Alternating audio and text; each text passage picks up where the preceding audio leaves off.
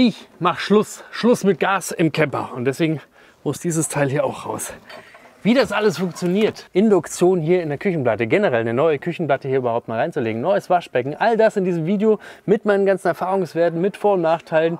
Wenn dich das interessiert, dann bleib sehr gerne dran. Und damit ganz herzlich willkommen zu einem neuen Video bei Fan4Van. Mein Name ist Markus und heute bin ich ganz früh aufgestanden für euch. Sehr abnormal für mich. Und zwar bin ich in Dinkelsbühl bei Mika. Warum? Heute wird mein Projekt gasfreier Camper vollendet. Also hoffe ich zumindest. Was gilt es noch zu tun in einem meiner vorherigen Videos? Das verlinke ich euch natürlich sehr, sehr gerne. Da ging es generell mal um Strom. Und zwar habe ich hier bei meinem Grand California die Aufbaubatterie umgebaut, lass es mich mal so nennen, und habe für mehr Bums in der Karre gesorgt. Und jetzt geht es darum, natürlich auch mit Induktionskochfeld zu kochen etc. pp. Da ist allerdings das Problem, dass meine Küchenplatte zuvor, so ein integriertes Küchenfeld hatte mit Spüle und Gasfeld.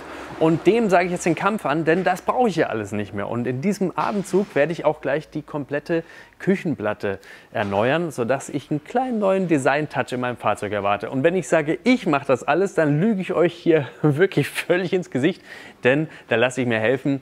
Denn ich merke jetzt schon bei diesen Anfangstätigkeiten, dass ich damit komplett, und zwar wirklich völligst überfordert wäre. Deswegen bin ich heilfroh, dass Mika mir hier zur Hand geht. Und deswegen auch gleich mal zur Gliederung des Videos. Wie ist das Ganze aufgebaut? Im allerersten Punkt, da gehen wir generell nochmal durch, was gilt es denn alles zu tun, wenn du gasfrei in deinem Camper arbeiten möchtest? Wie habe ich mich daran getastet? All das will ich euch im ersten Teil nochmal kurz erklären. Im zweiten Teil gucken wir uns dann an, wie das konkret jetzt in der Küchenzeile bei mir aussieht, was ich da alles zu tun habe und was ich alles vorhabe, und zeige euch das natürlich peu à peu. Und ich zeige euch auch nochmal, was hat es denn mit Induktionskochfeldern auf sich, worauf sollte man achten, was ist im Camper da besonders wichtig, denn eins habe ich auch gelernt, das verhält sich ein bisschen anders als zu Hause bei 230 Volt Landstrom. Und jetzt würde ich sagen, nicht mehr lang gebabbelt, wir gehen sofort in die Küche, die Jungs arbeiten schon ganz fleißig und wir gucken uns mal an, was es alles so auf sich hat, wenn ich gasfrei im Camper werden möchte. Weg vom Gas hin zum Strom. Den Strom haben wir schon eingebaut, diese ganze Infrastruktur steht, darum soll es also heute gar nicht gehen. Generell nochmal so Beweggründe, die können unterschiedlicher Natur sein, denn ich möchte ja weiterhin autark bleiben. Das ist mir ganz, ganz wichtig auch nochmal zu erwähnen. Also ich stehe nicht immer am Campingplatz mit einer bestehenden Strominfrastruktur und deswegen muss das wirklich wohl überlegt sein.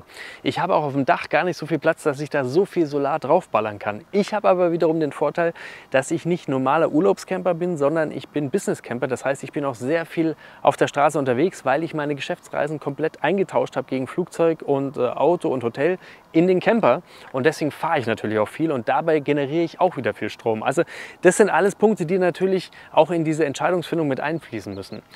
Ich habe es dann so gemacht, denn heute geht es ja in erster Linie um das Kochen mit Strom. Ich habe das einfach ausprobiert. Ich habe mir eine mobile Platte besorgt, eine Induktionsplatte, und habe das einfach mal probiert, denn mein Gas war ja schon weg, also ich hatte gar keine andere Möglichkeit mehr.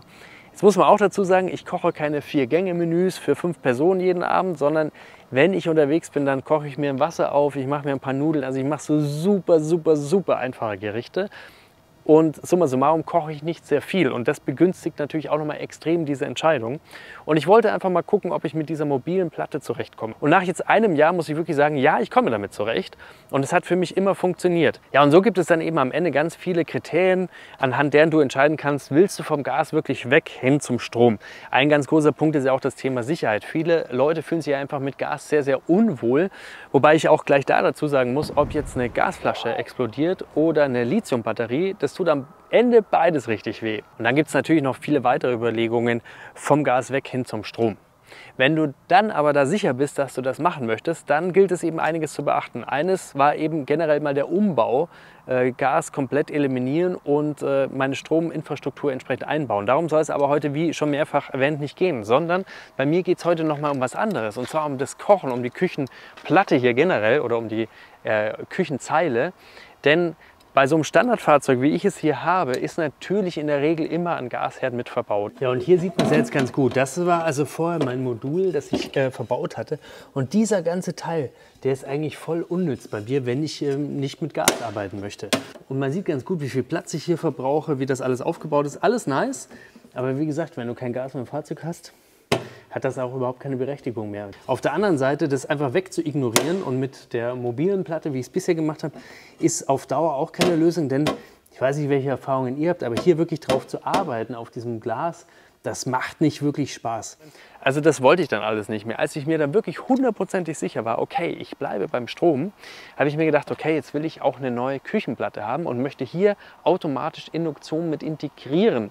Und das ist auch ein Schritt, der ist dann auch wohl überlegt und dafür bin ich dann eben extra zu Mika gefahren, weil ich dafür Experten brauche. Sowohl was den Strom angeht, was aber auch den Schreiner angeht, der mir das hier alles gemacht hat, denn das hätte ich tatsächlich alleine definitiv nicht gekonnt. Und ich konnte mir dann durch Zufall auch noch mal ganz viel Informationen holen, was es mit der Induktionsplatte auf sich hat. Denn da gibt es ja auch noch nicht so richtig viel auf dem Markt. Und da habe ich für mich so das Passende gesucht und ich meine jetzt dann auch gefunden. Das sind so diese Beweggründe, deswegen jetzt hier mit diesem ganzen Schnotter raus und mit der neuen Platte rein. Und wie das alles funktioniert, das zeige ich euch jetzt in dem nächsten Abschnitt. Und bevor es so richtig losgehen kann, müssen erstmal alle Schubladen und Blenden demontiert werden, damit man überhaupt erstmal rankommt an die ganzen Leitungen. Denn da gibt es einiges zu entfernen. Natürlich das Gas, aber auch das Wasser, sowohl Zu- als auch natürlich Ableitung und ein kleines Stromkabelchen. Darauf kommen wir später nochmal genauer zu sprechen. Und dann hat man es endlich geschafft, die Spüle zu entfernen. Und da sieht man, um allein schon mal diese Einheit zu entfernen, war das schon mal ein ordentlicher Kraftakt. Aber dann fingen unsere Probleme eigentlich erst an. Also die Arbeiten sind gefährdet, weil wir haben ein Problem, die Qualität von VW ist tatsächlich zu gut. Die haben das so gut reingebaut, dass wir uns total schwer tun, jetzt die ganze Platte rauszubauen. Also es wird ein ordentlicher Kraftakt, aber die Jungs geben nicht auf und ihr seht es im Hintergrund schon. Da bewegt sich was, aber es geht nur mit Säge und harter Hand. Jo, Holzschlägel. Holzschlägel. Ja, und eine Besonderheit am VW Grand California ist, dass das Fliegengitter zweigeteilt ist und die eine Seite im Küchenblock integriert ist. Das ist im täglichen Gebrauch ziemlich geil, aber eben nicht, wenn man die Platte entfernen muss. Und deswegen kam da auch nochmal ordentlich Arbeit auf uns zu.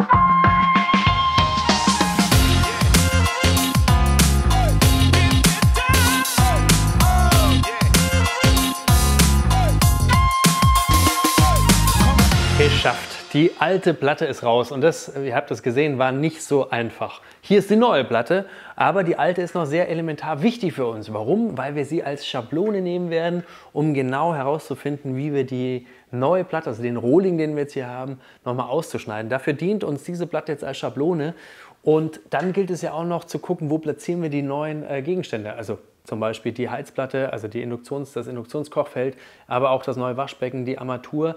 Und dann will ich natürlich auch nochmal Steckdosen haben und muss auch gucken, okay, platziere ich die in der Küchenplatte oder vielleicht doch lieber an der Wand. Denn ich habe mir natürlich im Vorfeld viele Gedanken gemacht, was ich da besser haben möchte, wie ich es anders platziert haben möchte und so weiter. Du bist aber letztlich dann doch wieder sehr reglementiert, denn wir haben jetzt hier zum Beispiel das Problem mit dem Ablauf, das ist ein Abwasserablauf. Denn natürlich ist das Küchenmodul fix mit den Schubladen etc. Deswegen haben wir da gar nicht so viel Wahl und so viele Spielmöglichkeiten. Ich hatte mir vorgestellt, dass ich die Armatur ein bisschen leicht versetzt anbringe vom Waschbecken. Und jetzt müssen wir erstmal klären, okay, kann ich das überhaupt machen und lässt sich das dann in der Realität auch umsetzen? Das ist die nächste Aufgabe. Ja, und eines ist auch noch wichtig, wenn wir von dem Wechsel der Küchenplatte sprechen, dann geht es jetzt nicht nur um das Kochfeld und um den Strom, sondern wir haben es auch gerade gesehen, es geht auch um das Waschbecken. Das war vorher ein System und das werde ich jetzt voneinander trennen. Und ihr seht hier auch schon, ich habe hier verschiedene Sachen mal vor mir liegen. Und zwar habe ich hier ein Waschbecken aus Edelstahl, relativ massiv und schwer und einen dazu gehörenden Wasserhahn. Super cool, weil es ist mega edel. Es lässt sich ineinander versenken, also auch das ist sehr, sehr praktisch. Das Ganze habe ich bei Tiger Experts gesehen und es gefällt mir sehr, sehr gut. Man sieht hier hinten, ich habe den Anschluss für Kaltwasser, für Warmwasser und das ist dann wie zu Hause. Das bedeutet, ich brauche dafür ein Druckwassersystem. Heißt, sobald ich hier aufdrehe, liegt Druck an auf der Leitung und das Wasser läuft automatisch aus, wie man es von zu Hause gewohnt ist. Nachteil ist aber, wenn du dann irgendwo mal ein Loch im System hast, dann kommt natürlich automatisch das Wasser raus, denn die Pumpe will immer dafür sorgen, dass der gleichmäßige Druck im Fahrzeug verbaut ist.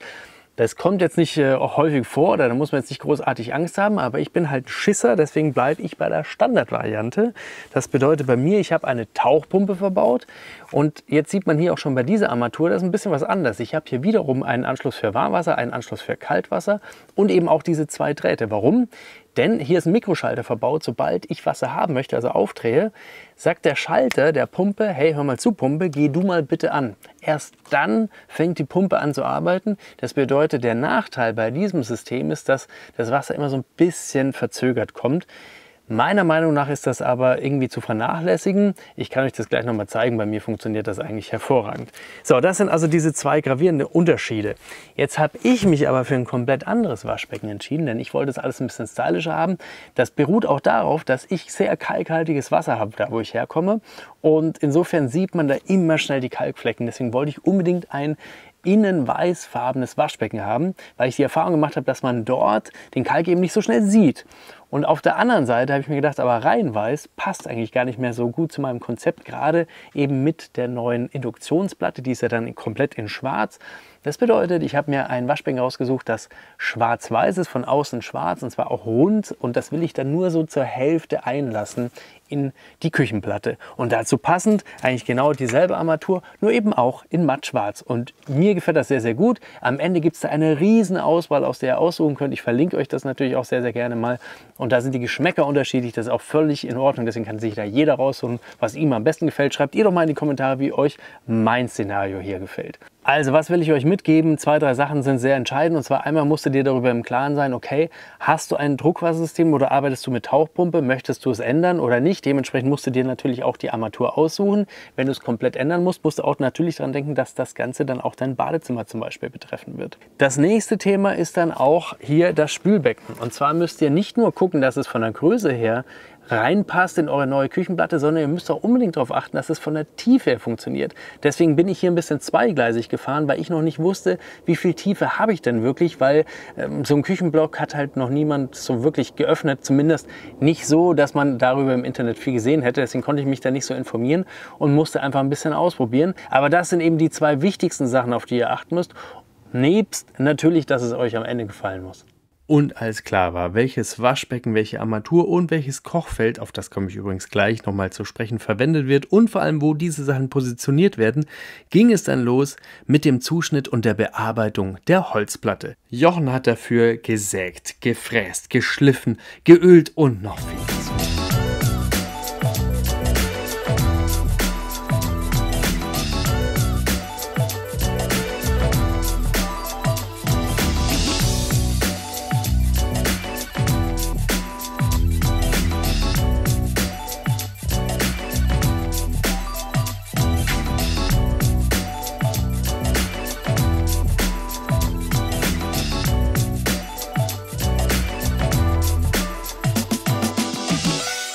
Und während Jochen an der Platte arbeitet, verlegt Sebastian bereits das Stromkabel und das hat es auch in sich. Für das Induktionsfeld wird eine 230 Volt Leitung verlegt mit ordentlich Querschnitt und einer richtig guten Absicherung. Das ist besonders wichtig, denn wir wollen ja auch ordentlich Saft dadurch jagen. Aber dazu kommen wir jetzt gleich. Denn in Dinkelsbühl habe ich erst gecheckt, dass Rommelsbacher wirklich nur 2 Straßen von Mieke entfernt ist. Wer ist jetzt Rommelsbacher? Das ist der Hersteller von meiner bereits verwendeten mobilen Induktionsplatte. Und da bin ich kurzerhand hingelaufen, habe mir den Showroom angesehen und da habe ich natürlich auch wieder gleich meine mobile Platte entdeckt und habe mir gedacht, vielleicht finde ich hier ja einen, der uns ein bisschen mehr darüber erzählen kann. Und das hat sich dann sogar bewahrheitet. Und jetzt habe ich mir einfach mal hier einen aus der Chefetage geschnappt. Hier neben mir ist der Thomas. Thomas, grüß dich, Markus. Sehr schön, dass du mich hier so aufnimmst und dass wir einfach so mir nichts, dir nichts ins Gespräch gekommen sind. Sag mal ganz kurz, wo bin ich denn hier? Was macht ihr eigentlich? Ja, wir sind Rommelsbacher Elektrohausgeräte. Seit 95 Jahren gibt es uns. Der Diplom-Ingenieur Gustav Rommelsbacher hat in Stuttgart angefangen und ist dann nach den Kriegswirren hier nach Dinkelsbühl gekommen. Und ja, hier haben wir dann klassisch, wie das oft so ist, in einer Garage erstmal weitergemacht. Okay. Und unsere Kernkompetenz, die liegt in allem, was mit Hitze zu tun hat. Wir konstruieren natürlich Kochplatten, Massekochplatten, dann die mit Heizstrahle unten dran, die sogenannten Ceran-Kochplatten, also wo von unten die Hitze durchs Glas kommt. Und natürlich auch Induktionskochplatten. Das ist unsere Stärke, da haben wir eine riesen Auswahl.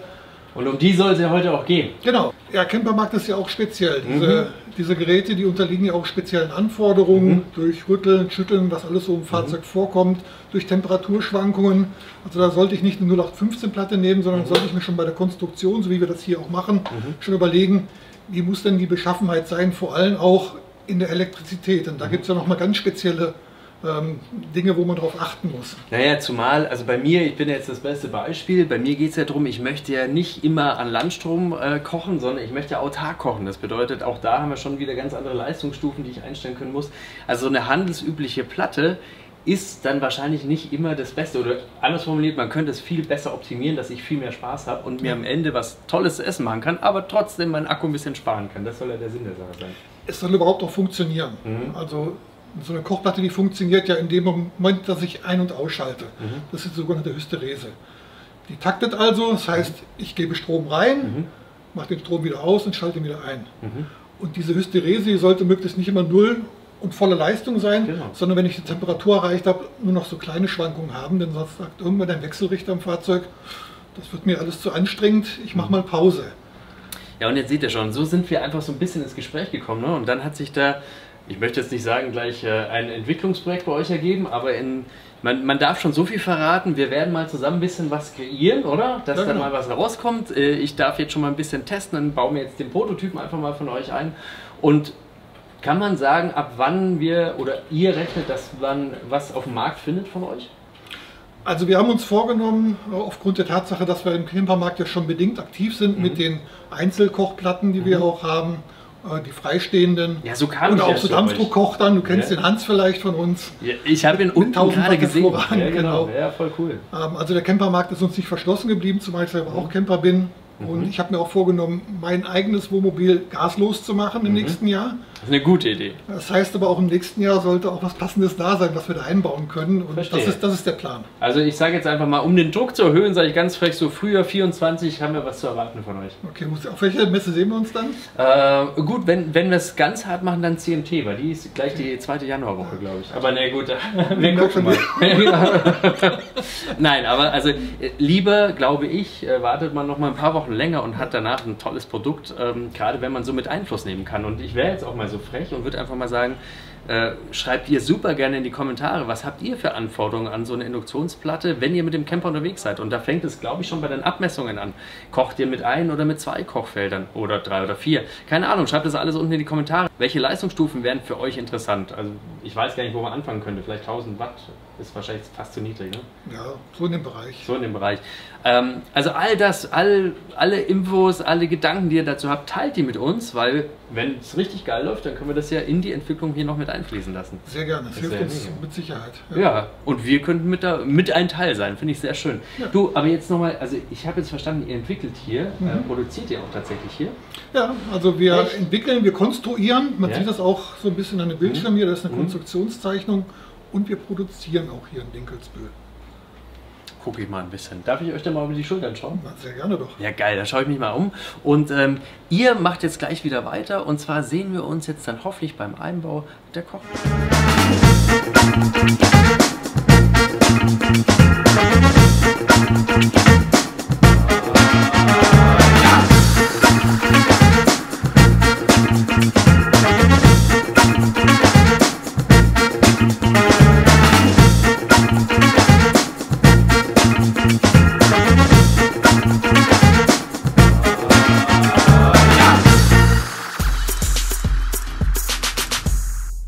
Und während ich mir die Fertigung angesehen habe, haben die Jungs mein Fahrzeug fertig gebaut. Und wie beim Ausbau schon, ist es jetzt beim Einbau umgekehrt. Die Platte ist das eine, aber jetzt muss natürlich auch wieder alles entsprechend angeschlossen werden. Das Waschbecken muss an den Abfluss angeschlossen werden, die Armatur muss an das Frischwasser und den angesprochenen Schalter angeschlossen werden und natürlich muss dann auch die Induktionsplatte am Strom angeschlossen werden. Und dann gab es hier nur noch ein Problem. Also das Problem ist jetzt, dass wir die Küchenplatte zwar reinkriegen, aber nicht zusammen mit dem Fliegengitter, denn da geht es genau um 1 mm hier nicht aus. Das Fliegengitter hat uns beim Ausbauen schon so geärgert, jetzt wieder beim Einbauen. Das Fliegengitter ist ein... Egal, die Jungs schaffen das schon. Ja, und mit vereinten Kräften hatte dann das Fliegengitter auch keine Chance mehr gegen uns und jetzt standen noch die ganzen Tests an und die waren alle erfolgreich. Jetzt ist sie also eingebaut, die Küchenplatte, und wie ich meine, ein absolutes Schmankerl. Aber zu meinem persönlichen Fazit kommen wir erst noch und ihr könnt das ja auch sehr gerne in die Kommentare schreiben. Design ist immer Geschmackssache. Mir geht es jetzt erstmal um die Funktionalität und zwar in erster Linie jetzt um die Herdplatte. Was haben wir hier eingebaut? Induktion. Warum Induktion ist eigentlich relativ klar, denn das ist somit das sicherste, was du im Camper reinbauen kannst. Denn hier ist keine Heizspule verbaut. Das bedeutet, das Verletzungsrisiko ist relativ gering, denn ich kann hier meine Hand drauflegen, selbst wenn die Platte an wäre, es passiert mir nichts. Es sei denn, vorher stand gerade ein Topf mit kochendem Wasser drauf. Die Abwärme gibt es natürlich auch an die Platte ab, aber es ist trotzdem nicht so, wie man das früher vom normalen Herd kennt. Das ist das eine. Das andere ist natürlich auch das Unfallrisiko generell für deinen Camper. Wenn du vergessen solltest, die Platte auszumachen, passiert hier eigentlich nichts, denn die Platte heizt nicht weiter. Außer es steht natürlich ein entsprechender Topf drauf. Also insofern, du bist natürlich nicht komplett ohne Risiko, aber es ist so zum Kochen meines Erachtens mit das sicherste. Außer eine große Ausnahme, das Ganze funktioniert eben anhand eines Magnetfeldes. Und das bedeutet wiederum, dass Patienten mit einem Herzschrittmacher hier nicht unbedingt darauf zurückgreifen sollten, denn das könnte böse Konsequenzen haben. Magnetfeld ist noch ein anderes gutes Stichwort. Dazu brauche ich dann auch entsprechendes Kochgeschirr oder Töpfe, Pfannen. Das kennt man ja normalerweise auch aus dem Haushalt. Ich habe da was ganz Besonderes, zeige ich euch gleich. Bevor ich jetzt überhaupt mal loslegen kann, muss ich das Ganze erstmal mit Strom versorgen. In meinem Fall natürlich mit 230 Volt. Nachdem ich jetzt aber autark stehe und nicht am Landstrom hänge, muss ich erstmal meinen Wechselrichter anmachen. Das geht bei mir relativ einfach. Ich gehe hierzu einfach auf meine EcoFlow-App und gehe dann auf den Bereich Ausgang und aktiviere AC. Also schalte damit den Wechselrichter an und dann sehen wir auch gleich, wie hier alles rot aufleuchtet und ich kann damit meine Herdplatte bedienen. Jetzt aber erstmal zu meinem Kochgeschirr. Tata! Und es ist tatsächlich ein Kochgeschirr, und zwar ein Campingkochgeschirr. Jetzt lacht ihr mich wahrscheinlich alle aus, aber ihr habt es ja jetzt schon mitbekommen, ich bin nicht der große Koch vom Herrn. Warum soll ich dann also große Kochtöpfe und Pfannen mitschleppen? Mir reicht das hier auf alle Fälle aus. Und jetzt war ich aber darauf angewiesen, dass ich mir eben Campingkochgeschirr besorge, das auch mit Induktion funktioniert. Und siehe da, bei Decathlon habe ich es tatsächlich gefunden. Relativ preiswert und für mich, wie gesagt, vollkommen ausreichend. Ich mache keine 5-Gänge-Menüs, das sei schon mal gesagt. Und für mich ist der Riesenvorteil, dass es eben absolut platzsparend ist, weil ich es ineinander stapeln kann. Und insofern geht mir da nicht viel Platz flöten. Was ich mir jetzt anschauen möchte, ist, wie lange ich brauche, bis 1 Liter Wasser wirklich kocht. Damit ihr hier einfach mal so ein bisschen Anhaltspunkt habt. Und das Schöne ist jetzt eben auch bei diesem Topf, ich brauche keinen Messbecher, das ist alles schon integriert. Und ich kann jetzt einfach hier das Wasser einschütten. So, und dann geht es hier auch schon los. Jetzt, was muss ich alles machen? Das ist relativ einfach. Ich schalte das ganze Ding hier erstmal an. Dann wähle ich die entsprechende Platte aus, die ich haben möchte und die entsprechende Stufe. Und die Stufe hat dann eben auch ganz viel mit der Wattzahl zu tun, die wir vorher schon gesprochen haben, die wir dann eben ziehen. So, wir gehen jetzt gleich mal volle Pulle. Das bedeutet, wir ziehen hier gleich mal alles raus, was geht und schauen mal, ob der Wechselrichter damit klarkommt. Und schaut mal, wie krass. Ich stehe jetzt wirklich autark und ich ziehe gerade 2,18 kW. Das ist wirklich abartig. Also ich mache jetzt mal vollste Stufe. Das ist aber gar nicht relevant, aber wir wollen jetzt einfach mal gucken, wie lange man braucht, ne? Und man sieht jetzt hier auch schon im Topf, dass sich Bläschen bilden. Ja, und Leute, das ist wirklich abartig. Nach nicht mal 2 Minuten kocht bei mir auch schon das Wasser und zwar richtig dolle. Ich schalte es gleich mal wieder aus. Das ist auch nochmal ganz wichtig. Man muss ja nicht mit 2500 Watt hier direkt reinkochen. Man kann das Ganze ja auch ein bisschen langsamer und gemütlicher angehen lassen. Ich wollte nur mal zeigen, was alles machbar ist, wenn du die entsprechende Infrastruktur dazu hast. Und damit meine ich nicht nur die Batterie, sondern natürlich, dass du das Ganze auch entsprechend abgesichert hast. Denn ihr müsst ja überlegen, da gehen also irre Stromflüsse dann über die Kabel und die sollen natürlich auch nicht zu heiß werden. Das wäre viel zu gefährlich. Das ist dann aber, wie gesagt, wieder ein anderes Thema. Aber bitte, bitte, bitte denkt daran. Ja, soweit also mit dem Wasser. Eine Erfahrung kann ich mit euch noch teilen. Und zwar mit dem Wasser habe ich auch gelernt, wenn ich das Ganze mit dem Wasserkocher mache, also wenn es mir wirklich nur darum geht, Wasser zu kochen, dann ist das mit dem Wasserkocher in der Regel immer effektiver. Und wenn wir jetzt generell mal über die Verbräuche reden, dann gebe ich euch hier jetzt mal ein paar Beispiele für die verschiedensten Gerichte, damit ihr so einen Anhaltspunkt habt, wie viel Strom man denn etwa für so ein Gericht verballert. Bleiben wir gleich mal bei dem Liter Wasser, was wir eben gesehen haben. Wenn ich den zum Kochen bringe, brauche ich in etwa 10 Ampere-Stunden. Bei den nachfolgenden Gerichten richte ich mich immer daran, dass ich etwa 2 Portionen machen möchte und bei Nudeln mit Soße sind das in etwa 20 Ampere-Stunden. Wenn ich ein One-Pot-Gericht mache, wie einen Eintopf oder Reis, solche Dinge, dann werde ich ungefähr 25 Ampere-Stunden brauchen. Und angenommen, ich möchte es richtig krachen lassen und mache Bratkartoffeln und ein schönes Stück Fleisch dazu, dann werde ich für die Bratkartoffeln ca. 50 bis 60 Ampere-Stunden brauchen und für 2 Stück Fleisch mit je 250 Gramm brauche ich in der Pfanne etwa 25 Ampere-Stunden. Wie gesagt, alles nur Richtwerte, aber einfach nur, damit ihr mal einen Eindruck bekommt. Kommen wir jetzt endlich zu meinem persönlichen Fazit. Und ihr habt es jetzt schon vernommen, ich bin total begeistert. Mir gefällt es wahnsinnig gut. Und naja, es ist eben auch so, ich war ja vorher schon gasfrei, ich habe das lange geübt. Aber jetzt mit diesem anderen Kochfeld ist das nochmal was ganz anderes, weil das ist hier einfach fest, ich kann hier drauf arbeiten. Und damit dem auch allem nichts passiert, lege ich dann immer entweder nochmal ein Handtuch drüber oder hier so mein Holzbrett und kann hier einfach safe arbeiten. Das war vorher nicht möglich, weil auf diesen Glasplatten, die da einfach nur angelehnt waren, die wären mir durchgebrochen. Und das hat einfach keinen Spaß gemacht. Das hier ist alles fest und solide und es funktioniert auch technisch alles hervorragend. Ich bin jetzt gespannt. Wie gesagt, ich bin jetzt mit dem Prototypen schon mal sehr glücklich. Freue mich aber drüber, wenn dann das finale Ergebnis wirklich so ist, dass das für uns Camper noch mal mehr optimiert ist, gerade im Sinne von mit niedrigeren Stufen, also Wattzahlen, beginnen zu kochen, um entsprechend stromsparend arbeiten zu können. Waschbecken, brauchen wir nicht drüber reden, ist eine Designsache, aber auch das ist für mich wunderschön. Das gefällt mir sehr, sehr gut. Und ich habe jetzt auch irgendwie ein anderes Handling. Ich kann jetzt anders Hände waschen, ich kann jetzt anders Zähne putzen, weil ich einfach anders hinkomme. Das war vorher nicht so der Fall. Ich sage, jetzt Zähne putzen kann man ja auch hier drin. Natürlich kann man das, aber wenn man jetzt zum Beispiel zu zweit ist, ich war jetzt gerade ein bisschen kiten mit meinem Kleinen und da haben wir es einfach auch genossen, wenn wir abends fix und fertig nach Hause kamen, dass der eine im Badezimmer die Zähne geputzt hat und der andere einfach hier. Also ich will nur damit sagen, das Handling ist ein anderes. Ich kann jetzt hier den Wasserhahn anders, freier bewegen und wie gesagt, er ist einfach stylisch. Und ich habe auch gelernt, es war super gut, dass ich das Ganze in Dinkelsbühl gemacht habe. Ich hätte das alleine nie geschafft. Einmal die Küchenplatte selber, also vom Handwerklichen her, hätte das bei mir never ever so gut ausgesehen. Ich hätte nicht mal die alte Küchenplatte abbekommen, davon mal abgesehen. Aber auch was das ganze Stromtechnische bedeutet, das ist ja hier wirklich krass. Also du hast hier wirklich extreme Ströme drauf und das ist super gefährlich, nicht nur für euch, sondern auch, dass irgendwie einfach mal der Camper abfackelt. Das wollen wir alle nicht. Also bitte, wenn ihr da kein Verständnis habt, wenn ihr das nicht gelernt habt, dann lasst euch bitte helfen. Ich war da jetzt in Dinkelsbühl wirklich mega happy, weil da habe ich einen Schreiner vor Ort, da habe ich natürlich Leute, die nur die ganze Caravans um sich herum haben. Das heißt, die kennen sich generell mit diesen ganzen Systematiken aus und ich habe Elektriker da, die sich mit den Strömen wirklich gut auskennen. Und deswegen auch nochmal ein ganz herzliches Dankeschön nach Dinkelsbühl zum Mika Caravan. Es ist wieder ein Riesenfest gewesen mit euch. A, hat es wahnsinnig Spaß gemacht, B, ist das Ergebnis mega und wir durften euch alle auch noch mal über die Finger schauen und das eine oder andere dabei lernen und das finde ich ganz toll. Das rechne ich euch sehr hoch an, denn ihr könntet ja auch sagen, nee, wir sagen da nichts und die Leute sollen alle zu uns kommen und nur bei uns wird das alles gemacht.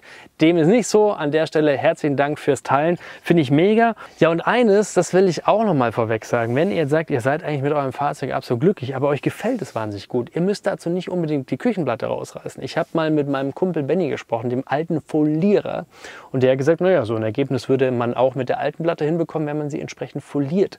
Und das ist natürlich wesentlich günstiger, wesentlich einfach zu handeln. Und wenn euch solche Themen interessieren, wie ich in meinem Fahrzeug Sachen verändern kann, allein nur mit Folie, dann lasst es mich auch in den Kommentaren wissen, denn dann würde ich dazu auch noch mal ein Video drehen, denn ich glaube, das ist für ganz viele auch super interessant und super spannend. Ja, und jetzt werde ich mal das Ergebnis hier genießen. Haut ihr mal in die Taste und schreibt in die Kommentare, wie findet ihr das Ganze, welche Fragen habt ihr noch, welche Bedenken habt ihr, welche Hinweise, welche Tipps habt ihr noch.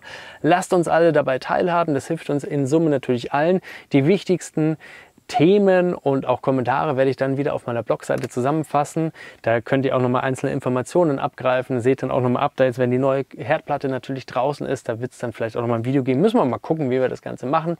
Und ja, ansonsten würde ich mich natürlich mega über ein Like freuen. Und zwar nicht nur, wenn ihr sagt, das gefällt mir gut, darum geht es mir gar nicht. Das ist immer Ansichtssache, sondern wenn ihr sagt, vielen Dank für dieses Video. Selbst wenn ihr nachher feststellt, das Ganze ist nichts für mich, dann hat euch das Video auch wahnsinnig viel gebracht, denn dann investiert ihr nicht die ganze Kohle und die ganzen Mühen. Also allein dafür hätte es sich ja dann rentiert. Und für mich ist das ein riesen Dankeschön. Und an der Stelle schon mal vorab Danke an euch für dieses schöne kleine Like. Für euch nur ein Klick und für mich ganz viel wert. Naja, und ansonsten würde ich sagen, wenn ihr total wild seid und es noch nicht gemacht habt, ab mit euch, abonniert den Kanal. Ihr werdet hier immer kostenlos mit neuen Infos zum Thema Camping versorgt. Jetzt ist dann bald der Caravansalon. Da gibt es natürlich auch wieder spannende Videos. Ich bin auf einer mega geilen Neuheit. Da wird eine neue Studie präsentiert. Da freue ich mich auch schon richtig drauf. drauf. Bin mal gespannt, wie sie wird. Also es erwarten uns hier weiterhin ganz, ganz viele Themen und jeder von euch ist mir natürlich ganz herzlich willkommen. Und vergesst auch nicht, die Glocke zu drücken, denn dann werdet ihr sofort informiert, wenn es hier bei Fan4Van rund um das Thema Camping ein neues Video gibt. Und jetzt wünsche ich euch eine wunderschöne Zeit, egal in welchem Camper ihr unterwegs seid, egal ob ihr auf Gas kocht, auf Benzin kocht, auf Diesel kocht, ob ihr auf elektrischen Induktionsplatten kocht, völlig egal. Ich wünsche euch guten Appetit und immer ganz, ganz tolle Reisen. Das Wichtigste ist, dass ihr gesund und glücklich wieder zurückkommt. Da sehen wir uns nämlich beim nächsten Video wieder. Da freue ich mich ganz doll drauf und bedanke mich jetzt fürs Zusehen. Bis bald, euer Markus. Ciao.